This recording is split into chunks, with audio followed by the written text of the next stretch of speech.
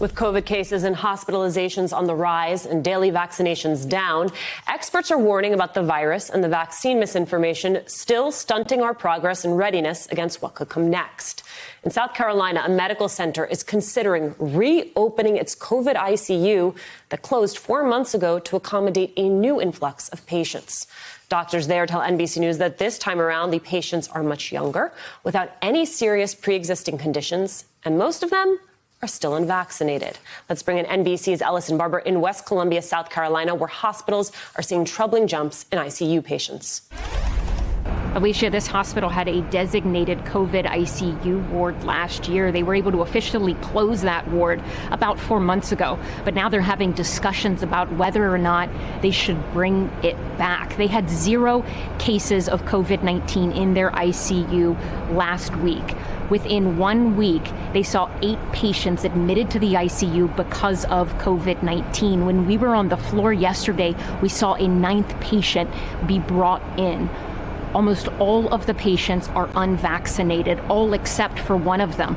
The most noticeable difference between the patients that we saw last year in ICU because of COVID-19 and the ones we saw this week are their ages.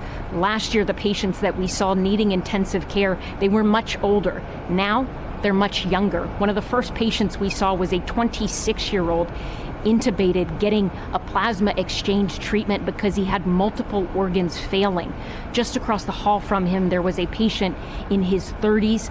Next to him, there was a patient in his 40s, all 3 of them on ventilators. Doctors here are really worried about this because they're seeing these numbers rise so quickly. We spoke to one man who was in the ICU because of COVID-19 for nearly 2 months. He was eligible to get vaccinated early in the year, but didn't because he said he was a little worried about it being so new and he wasn't convinced that he really needed it.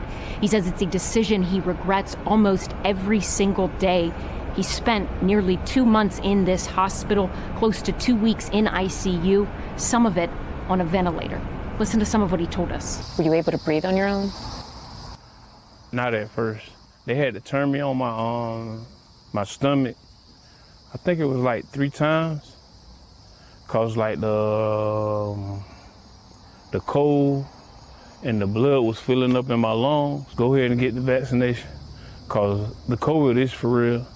Like it had me on my dying bed and I didn't know whether I was gonna make it back or not. We met another patient at this hospital who is a breakthrough case. She was fully vaccinated, but still got COVID-19 and has been hospitalized.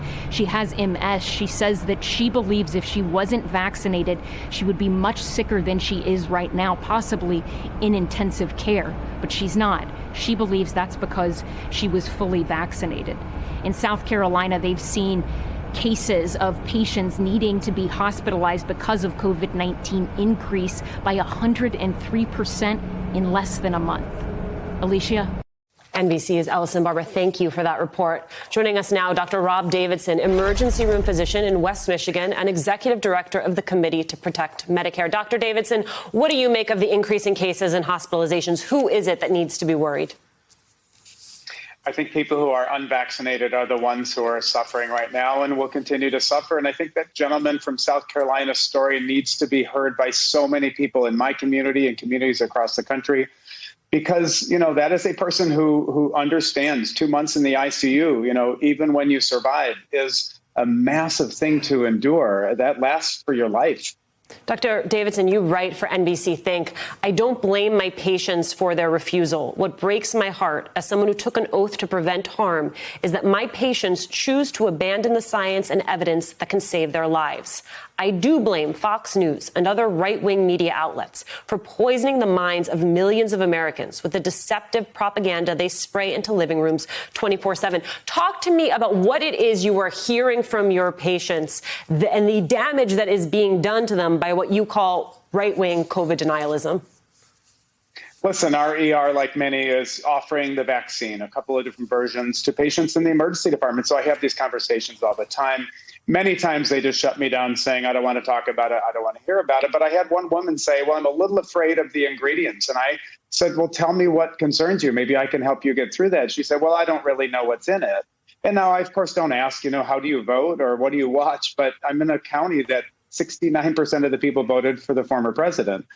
Fox News is on many rooms when I go into them to see patients. And so that kind of thinking, that kind of rhetoric, that's doesn't appear, naturally. That's being pushed into people, and Fox is one of the biggest purveyors of that. This also took my breath away from AL.com. Someone saying, I'm admitting young, healthy people to the hospital with very serious COVID infections, wrote Kobia, a hospitalist at Grandview Medical Center in Birmingham, in an emotional Facebook post Sunday. This is the part that got me. One of the last things they do before they're intubated is beg me for the vaccine. I hold their hand and tell them that I'm sorry, but it's too late. I mean, Dr. Davidson, you have that sobering reality. You have what Ellison was just reporting. And then you have Representative Steve Scalise getting this vaccine this week, calling it safe and effective. Sean Hannity telling his audience to take COVID seriously, believe in vaccines. What do you make of this recent about face from Republicans who have been drivers of misinformation? What does that indicate to you about the seriousness of the situation in this moment? Listen, that story gave me chills, by the way, but I say it's very little. It's very late, but it's welcome. I say anybody who wants to get on board with reality, because that's all we're talking about here. This isn't controversial. It's not partisan. There's no agenda. This is just reality. You get the vaccine, you won't die. You don't get the vaccine, you're rolling the dice with your own life. And so Sean Hannity, if Representative Scalise, if the former president, if anybody out there with a platform wants to get on board and encourage people to do this, that is great news. An open invitation. Dr. Davidson, I want you to take a listen to what Dr. Fauci said yesterday on Capitol Hill. When you hear about a breakthrough infection, that doesn't necessarily mean the vaccine is failing, because it's still holding true, particularly with regard to protection against severe disease leading to hospitalization and deaths. Right. So you have that. As Ellison reports, doctors still say COVID cases largely among the unvaccinated. But what should we make of the breakthrough cases? And what do we say to those who see those breakthrough cases and it makes them less likely to want to get the vaccine? We just explained to them with numbers and with stories that people who get vaccinated and then contract COVID have almost no chance of getting extremely ill. Almost none of them will eventually die or end up in the ICU. But if you're unvaccinated, you're rolling the dice. And so, we're talking about risks and benefits. The benefits of vaccination far outweigh any possible risk. And I would just keep plugging along. I'm doing it. My family doctor wife is doing it every day in her practice. And, this is our job now. And we're gladly do it. I mean, you are approaching this at the individual level, which is so critical. There is, of course, also this question of the role that policy can play. I mean, when it comes to people, to convincing people who are resistant to the vaccine, who are hesitant taking the vaccine, what is your current thinking about the role that the government needs to be playing in convincing them that it is in their best interest? Yeah, I think the gentleman in South Carolina that you had on at the beginning of this piece, those kinds of stories need to be in communities that are resistant. There's still a significant resistance or hesitancy, I'll say, in communities of color. And this is not because of Fox News. This is because of decades and lifetimes of the medical establishment and the government letting people down. It is understood, but, we want to protect folks. And so we need to get those stories into those communities. That's what the government can help us do and other organizations can help us do. And your thoughts on a vaccine mandate?